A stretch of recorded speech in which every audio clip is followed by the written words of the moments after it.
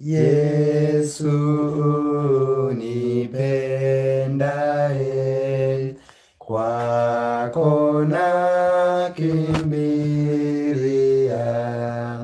Ni wewe utoshaye, mwovu akinijia. Yafiche ubavuni mwako maisha yangu, nifishe bandarini, uokoe moyo wangu. Ngome nyingine sina, nategemea kwako. Usinitupe Bwana, nipe neema yako.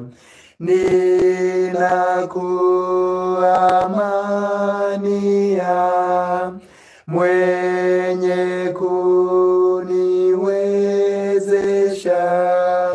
Shari wanikingia, vitani wanitosha.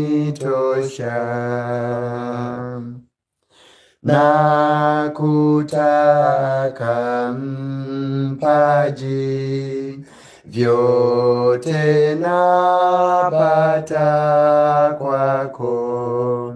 Niwapo mhitaji,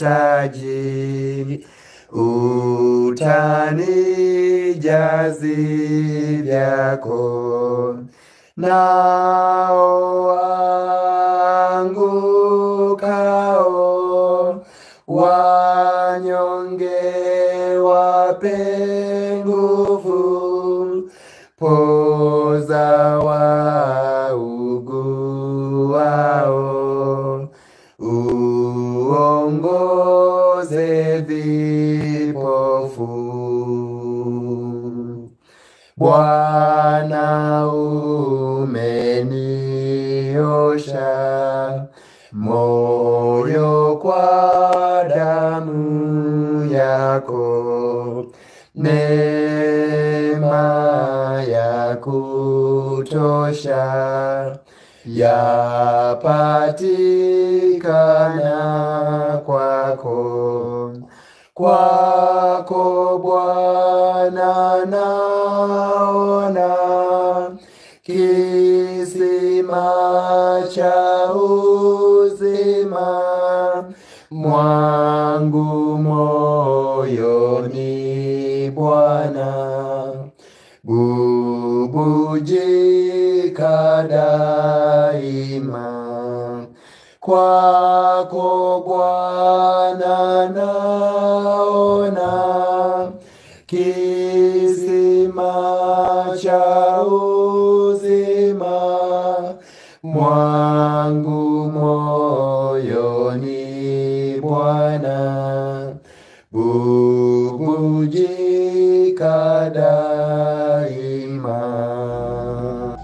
Baba yetu uliye mbinguni, tunakushukuru kwa kutuwezesha kufika siku ya 5, siku ya mikutano hii ya Pembe Ndogo.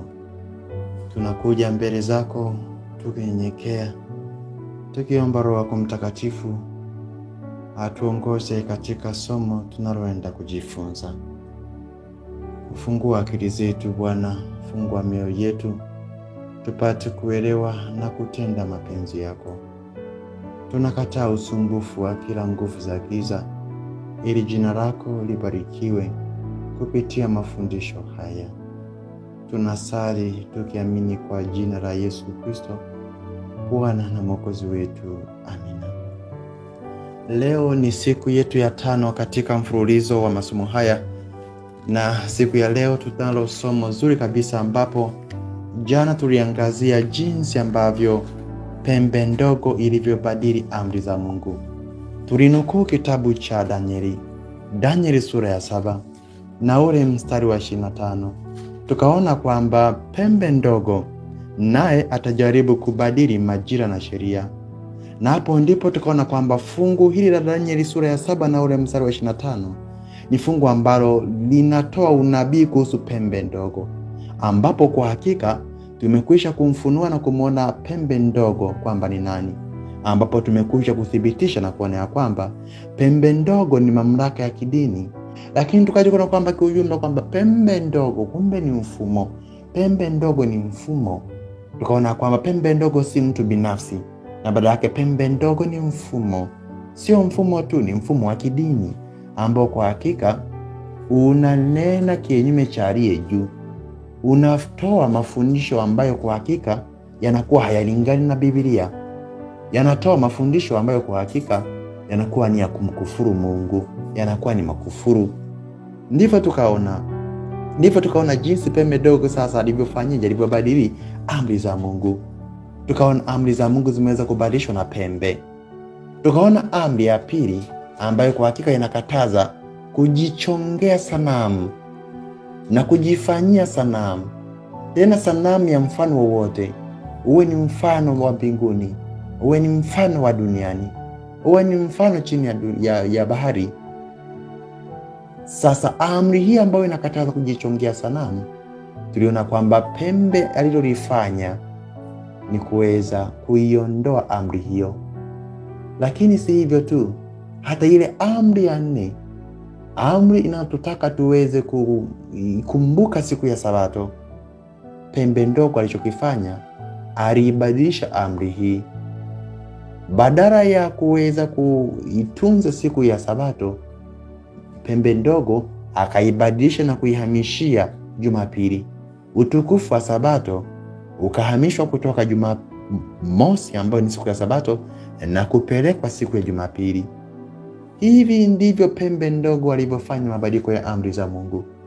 Lakini tukaje tukaona kwamba Mungu pindi anampatia Musa katika mlima wa Sinai, alimpatia mbao 2 za mawe, ambayo mbao ya kwanza ilikuwa zimeandikwa amri 4, lakini mbao ile nyingine ilikuwa na amri 6, ambapo tukaje tukaona kwamba zile mbao ya kwanza yenye amri 4, hizi ndizo amri ambazo kwa hakika zinamhusu mwanadamu na Mungu. Lakini zile amri 6 za mbao mwingine ni hizi amri ambazo zinamhusu mwanadamu na mwanadamu. Sasa alichokifanya pembe,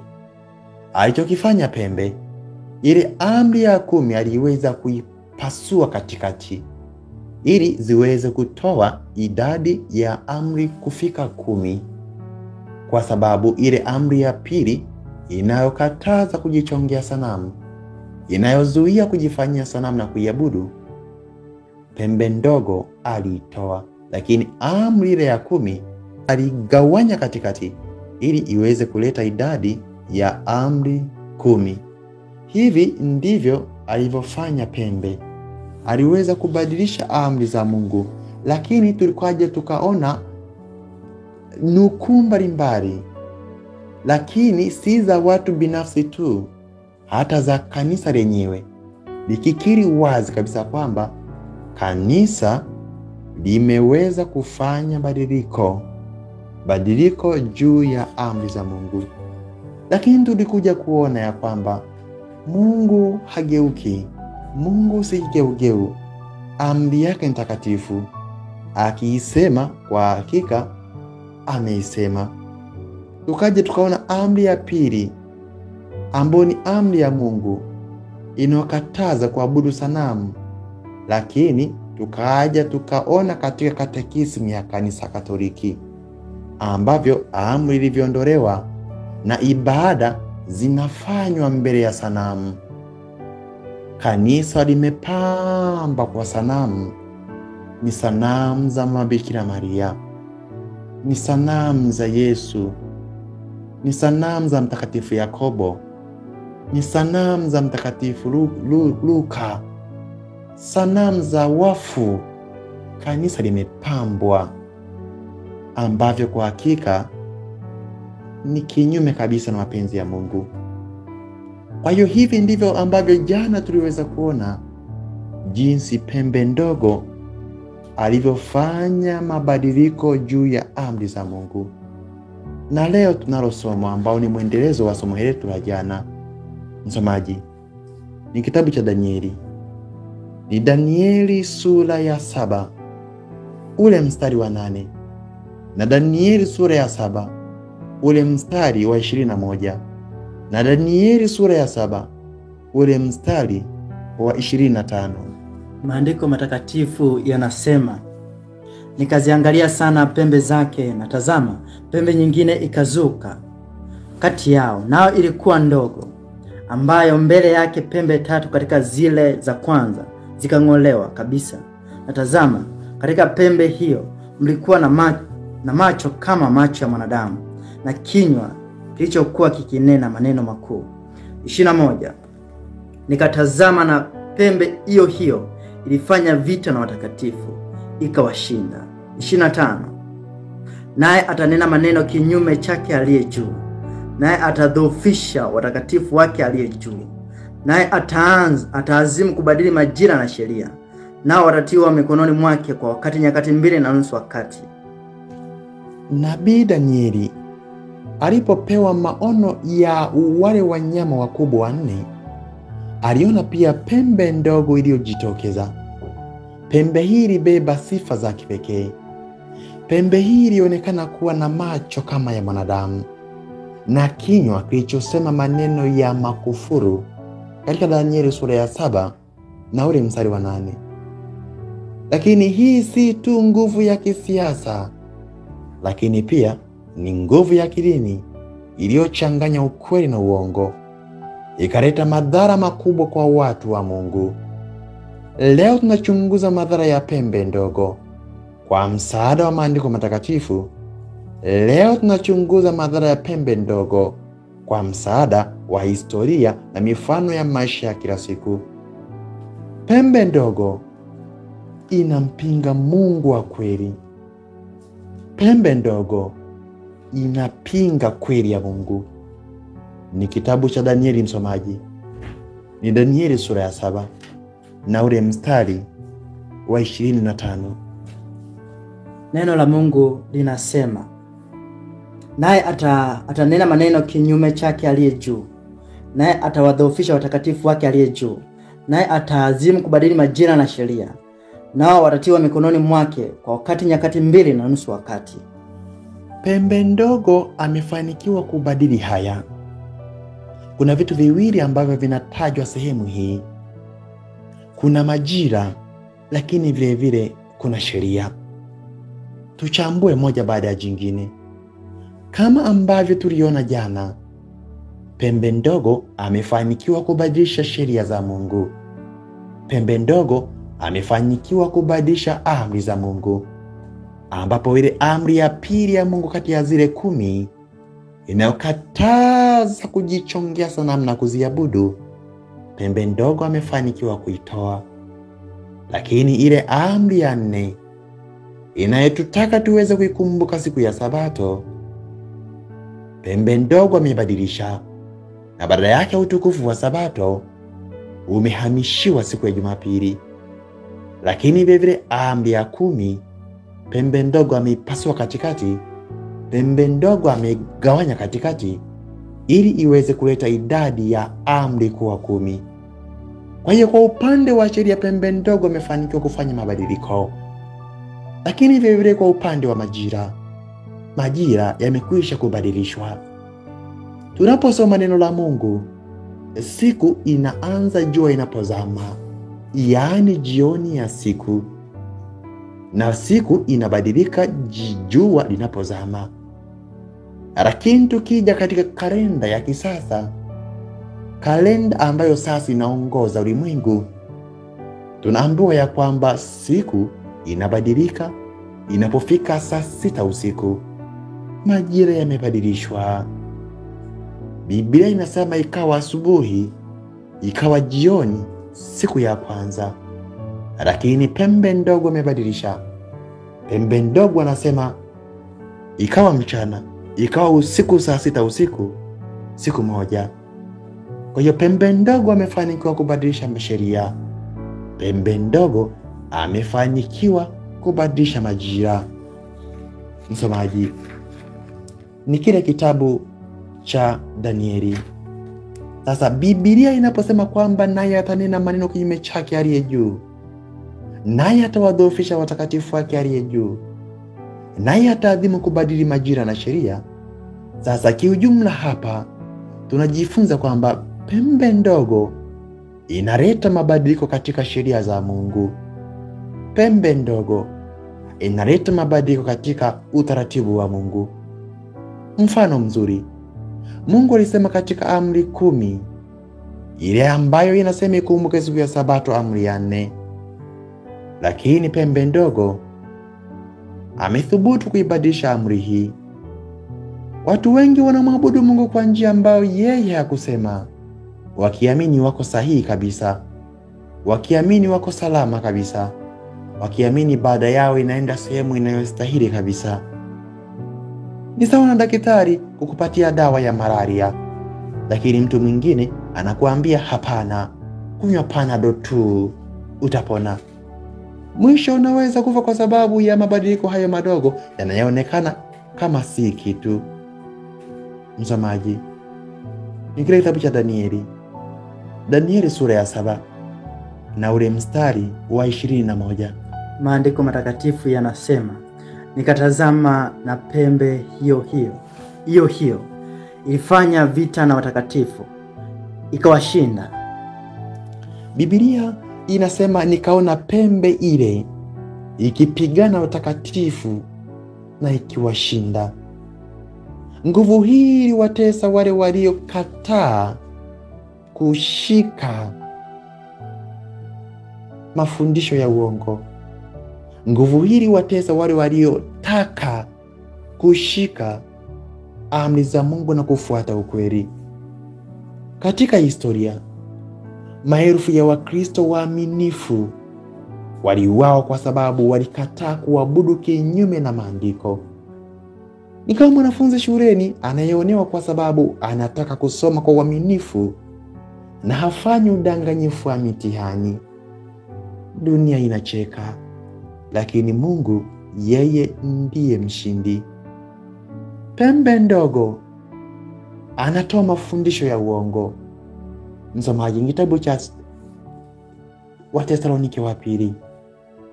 Ni Wathesalonike wa pili, msomaji, ile sura ya 2, mstari wa 3 na ule mstari wa 4. Maandiko matakatifu yanasema, mtu awaye yote asiwadanganye kwa njia yoyote, maana haiji usipokuja kwanza ule ukengeufu, akafunuliwa yule mtu wa kuasi, mwana wa uharibifu, yule mpingamizi, ajinuaye nafsi yake juu ya kila kiitwacho Mungu ama kuabudiwa, hata yeye mwenyewe kuketi katika hekalu la Mungu, akijionyesha nafsi yake kana kwamba yeye ndiye Mungu. Pembe ndogo anajiweka kama kiongozi wa kiroho, lakini anafundisha mafundisho yasiyo ya kweli. Mfano mzuri, mafundisho ya kwamba mtu akifa haendi kaburini kusubiri ufufuo, bali roho yake inaenda toharani, inaenda mahali fulani kusubiri kwanza, kisha ndipo iweze kuelekea mbinguni. Kwa hiyo pembe ndogo anazalisha mafundisho ambayo kwa hakika yanakuwa tofauti kabisa na Biblia. Pembe ndogo anachanganya ukweli kidogo na anaweka mafundisho ambayo kwa hakika yako tofauti kabisa na Biblia. Ni kitabu cha Mhubiri sura ya 9 na ule mstari wa 5, msemaji. Maandiko matakatifu yanasema, kwa sababu walio hai wanajua ya kwamba watakufa, lakini wafu hawajui neno lolote, wala hawana ijara tena, maana kumbukumbu lao limesauliwa. Biblia inasema kwamba wafu hawajui neno lolote, lakini pembe ndogo anafundisha kinyume chake. Pembe ndogo anadai mtu akifa roho yake inaenda sehemu kwanza. kama ilikuwa ikiishi kwa kutenda dhambi, kama mtu huyu alikuwa akiishi kwa mambo ambayo sio mazuri kwa Mungu, basi inaenda kuteswa kidogo. Baada ya hapo ndipo itaruhusiwa kuingia mbinguni, ambavyo kwa hakika ni kinyume kabisa cha Biblia. Biblia inasema mtu akifa anakuwa hajui kinachoendelea. Kumbukumbu lake linakuwa limetoweka. Anakuwa hafahamu kile kinachoendelea duniani. Na hapo ndipo anakuwa anasubiri ufufuo, marejeo ya Yesu Kristo kwa ajili ya ufufuo, na tena akiwa anangoja katika kaburi. Lakini pembe ndogo anafundisha kinyume chake. Pembe ndogo anadai mtu akifa kwamba roho yake inakuwa na utambuzi. Lakini Biblia inasema kwamba roho itendayo dhambi ndio itakayokufa. Lakini pembe ndogo anafundisha kwamba roho kamwe haifi. Unaokufa ni mwili. Unaokufa ni huo mwili wa nyama, kwamba roho haifi. Na ndio maana mtu akifa roho yake inaenda toharani. Na ndio maana mtu akifa roho yake inaenda purgatory, ambapo ni kinyume kabisa ya Biblia. Pembe ndogo anachukua nafasi ya Kristo kama mpatanishi. Ni kitabu cha Timotheo, msomaji. Timotheo wa kwanza sura ya 2 na ule mstari wa 5.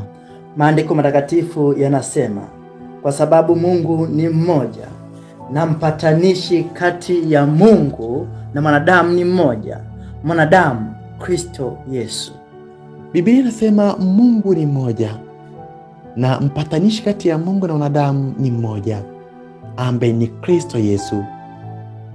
Anavyofanya pembe ndogo, mtu akifanya dhambi anaambiwa amtafute kiongozi fulani ndipo akamsamehe.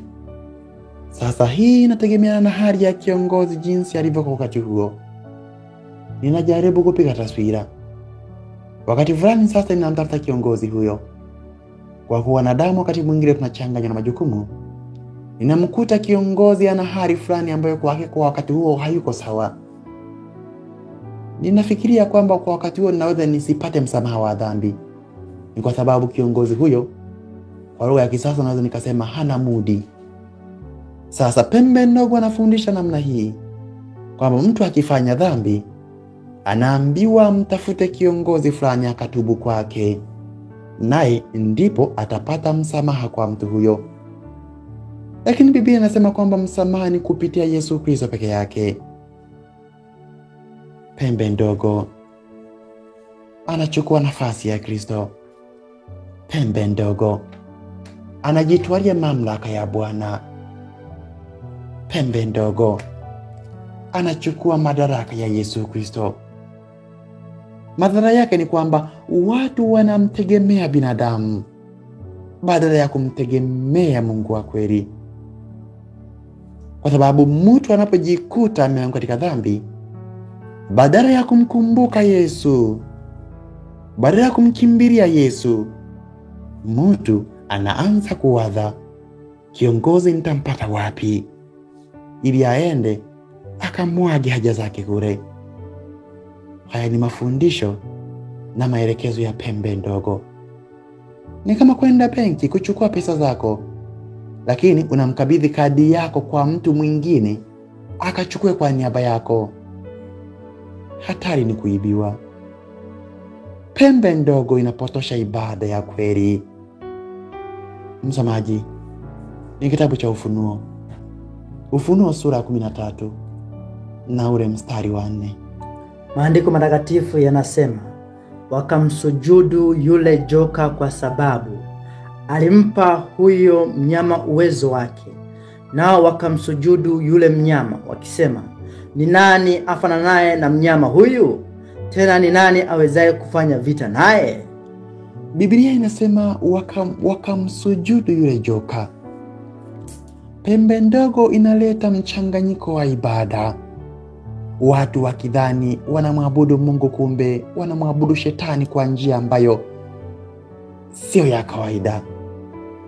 Watu wanaweka sanamu na kuziabudu huku wakiamini wanafanya ibada ya Kristo. Lakini Mungu anasema wazi katika kitabu kile cha Kutoka sura 20 na ule mstari wa 4. Usijifanyie sanamu ya kuchonga wala mfano wa kitu chochote kilicho mbinguni wala kilicho chini duniani. Mpendwa, sasa tumeona wazi madhara ya pembe ndogo. Hii siyo hadithi ya kale, ni onyo la Mungu kwetu leo. Pembe ndogo imebadilisha sheria ya Mungu. Pembe ndogo imepoteza ibada. Pembe ndogo imewapiga watakatifu. Na tena pembe ndogo imeweka mafundisho ya uongo yanayopotosha mamilioni ya watu. Lakini leo Mungu anatuita kuchagua upande wa kweli. Swali ni moja tu, utamfuata nani? Msomaji, ni kitabu cha Ufunuo. Ni kitabu cha Ufunuo msomaji, ile sura ya 18 na ule mstari wa 4. Maandiko matakatifu yanasema, kisha nikasikia sauti nyingine kutoka mbinguni ikisema, tokeni kwake enyi watu wangu, msishiriki dhambi zake wala msipokee mapigo yake. Hii ni sauti ya Bwana. Hii ni sauti ya Mungu inayoita kwa sauti ya upole. Ni miaka mingi umekuwa katika mfumo wa udanganyo. Ni siku zingi zimepita ulikuwa ukiabudu uongo. Leo Bwana amekufunulia ukweli, uweze kutoka katika mfumo ambao kwa hakika ni mfumo wa kidini, lakini unachanganya ukweli na uongo. Huu ndio wakati wa kusimama upande wa Yesu, kushika amri zake zote 10 na kumtii bila hofu. Usiseme kesho, kwa sababu kesho sio yako. Wokovu ni leo. Neno la Mungu nasema ya kwamba mtu yeyote atakayejikwaa katika amri moja ni sawasawa na zile zote ambazo amezishika amezipoteza. Sasa Mungu ametupatia amri 10 ambazo ni kama taa zetu, lakini pembe ndogo, amri ya pili ameitoa. Pembe ndogo, amri ya 4 ameibadilisha. Swali la kujiuliza, wewe unaongozwa na taa ipi? Je, unaongozwa na amri 10 za Mungu ama unaongozwa na amri kutoka kwa pembe ndogo? Huu ni wito wa upole. Mungu anaita kwa upole, tokeni kwake enyi watu wangu. Mungu anafahamu ya kwamba na watu wake bado katika mfumo wa kidini, ambao kwa hakika mfumo huu unapoteza mamilioni ya watu. Katika mfumo huu kuna watu wengi waaminifu. Wako watu waaminifu huko. Ndio maana Mungu analitambua hili. Anasema kuna watu wangu huko, tokeni. Tokeni kwake enyi watu wangu. Msishiriki dhambi zake, maana Mungu anafahamu yanayofanyika kule ni machukizo. Mungu anaita kwa sauti ya upole, tokeni kwake enyi watu wangu. Msishiriki dhambi zake wala msipokee mapigo yake. Mapigo katika mfumo huu yanakuja. Wale wote waliokubali kuabudu uongo, wale wote waliokubali kujishikamanisha na mfumo huu, watapiga mapigo. Watapigwa mapigo na Bwana. Hawataishia hapa. Vile vile watapata hasara ya kupoteza uzima wa milele. Kwa nini uwe mwadilifu katika maisha yako, lakini uje upoteze uzima wa milele kwa sababu ukweli umefunuliwa na umeshupaza shingo? Ukweli umefunuliwa, lakini bado umeng'ang'ania mfumo ambao kwa hakika unapingana na maelekezo ya Bwana. Mungu anaita kwa upole, tokeni kwake enyi watu wangu, wala msishiriki mapigo yake. Amri za Mungu ambazo Mungu alitupatia hakuna ambaye amezifuta. Bwana Mungu, hakuna sehemu ambapo ametoa waraka ya kwamba hizo amri sasa sio taa yenu ya kuwaongoza.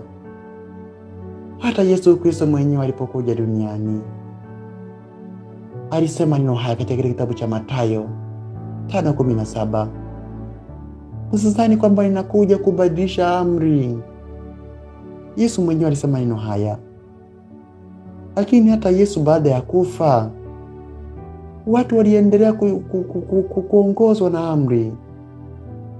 Watu waliendelea kushika Sabato. Na ndio maana hata Yesu aliwatokea watu alipofufuka. Watu hawa waliwatokea, walikuwa wanaenda shambani kwa siku ya Jumapili. Ilikuwa ni siku ya kwanza ya juma. Siku ya kwanza ya juma sio siku ya ibada. Siku ya kwanza ya juma ni miongoni mwa siku ambazo Mungu ametuambia siku sitafanya kazi. Lakini Sabato ya Bwana ni siku ya saba, ambayo ni siku ya Jumamosi. Wewe unaikumbuka siku ipi? Mungu anaita kama kwenye mfumo huu ambao kwa karne nyingi umefundisha uongo. Mungu anaita utoke kwake. Utoke katika mfumo huo. Uje ujiunge katika kanisa la Mungu. Uje ujiunge katika zizi la Mungu. Maana hapo ndipo kuna uzima. Baba wa mbinguni Mungu, tunakushukuru sana kwa sauti yako ya upole, ambayo kwa hakika umeendelea kutufunulia siri nyingi kupitia unabii wa Biblia. Umetufunulia jinsi pembe ndogo atakavyotokea, lakini vile vile umetupatia habari nyingi kuhusiana na yale atakayoyafanya pembe ndogo. Japokuwa pembe ndogo ni mfumo wa dini, lakini kumbe Bwana unanena makufuru. Unachanganya baadhi ya kweli na wakati mwingine unasema uongo. Bwana, utusamehe kwa sababu kwa miaka mingi tumetembea katika giza hili na leo umetufunulia. Bwana, tia nguvu kwa kila atakayeonyesha nia mara baada ya kufunuliwa na ukweli huu. Bwana, asante kwa sababu unatupenda na hata kutupatia nafasi ya kutufunulia siri hizi nzito. Bwana, mwaga nguvu yako sasa kwa kila ambaye atathubutu kufanya mageuzi toka leo, ili anapoanza maisha mapya katika kuabudu ukweli, maisha mapya kutoka katika mfumo wa uongo, kamtie nguvu mtu atakayenuia na kuchukua majukumu hayo. Bwana, asante kwa baraka zako. Asante kwa mafunuo yako. Asante kwa jinsi unavyotupenda. Lakini mwisho yote Bwana, tuandae kwa ajili ya uzima wa milele. Tumeomba haya na kushukuru ni katika jina la Yesu Kristo, aliye Bwana Mwokozi wa maisha yetu. Amina.